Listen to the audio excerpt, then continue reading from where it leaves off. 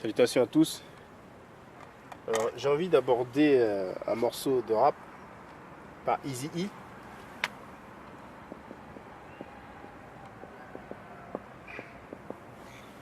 Donc, mon responsable avec Jerry Heller du label Ruthless Records et personne phare du groupe NWA.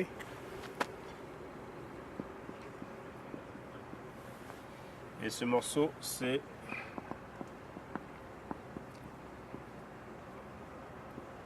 Real Compton City G's pour la version, on va dire, polie. Donc, Dr. Dre faisait partie du groupe NWA, particulièrement en tant que producteur, donc quelqu'un qui faisait les instrumentaux. Il a eu l'occasion de rapper, mais c'était pas régulier. Ce qui est particulier, c'est que dans un morceau où il rappe, ça s'appelle Express Yourself, et Dr. Dre parle de l'herbe, donc weed, que certains appellent chronic aux États-Unis, de façon négative.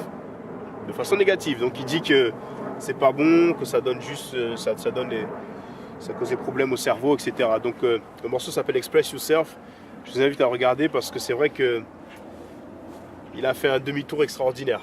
Parce que son premier album dans le label Death Row, c'est The Chronic. Voilà. Et depuis, l'herbe, c'est un thème qui revient énormément. Par exemple, sa tournée Up and Smoke Tour. Bref, il faisait partie de ce groupe-là. Et il y avait des disputes au niveau de l'argent. Donc Dre a quitté Ruthless Records, apparemment de façon musclée, avec la collaboration de Suge Knight. Et ils ont fondé Death Row Records.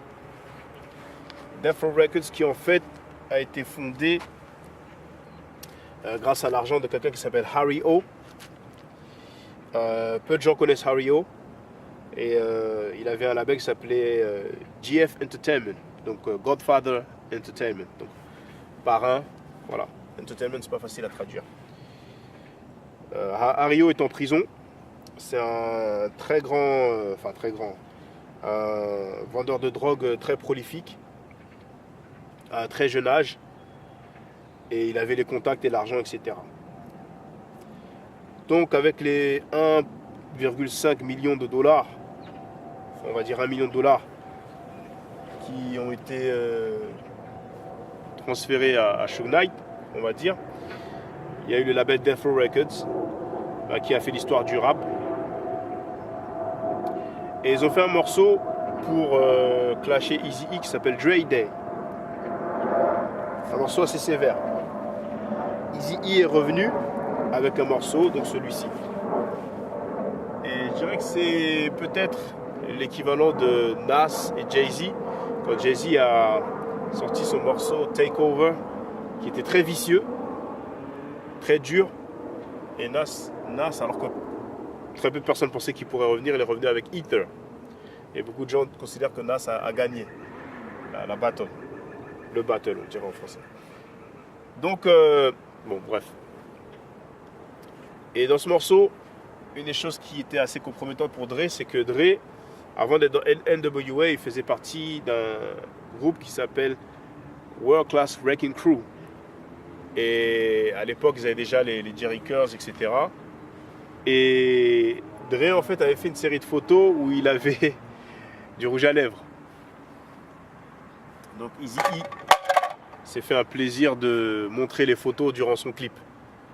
Et il y a des punchlines terribles, comme All of a sudden Dr. Dre is a G-Thang, but on his own album cover, he was a she-thang. Je laisserai les anglophiles traduire. Et notamment, il dit aussi que Dre Day only makes Eazy's payday. Ça veut dire que Dre Day, le titre du morceau, ça fait simplement le jour de paye d'Eazy-E. Parce que Eazy-E, niveau business, ne blaguait pas non plus. Et il recevait des pourcentages des ventes de l'album. Donc, Eazy-E, malheureusement, est mort du sida. Mais il est aussi connu pour avoir mis en avant le groupe Bone Thugs and Harmony, qui a énormément vendu. Énormément vendu. Eazy-E, c'est quelqu'un qui, il semble, était affilié au Crip. Mais en tout cas, il était vendeur de drogue aussi. Et donc, avec l'argent qu'il a pu faire, ils ont investi ça. Et après, ils ont fait l'histoire.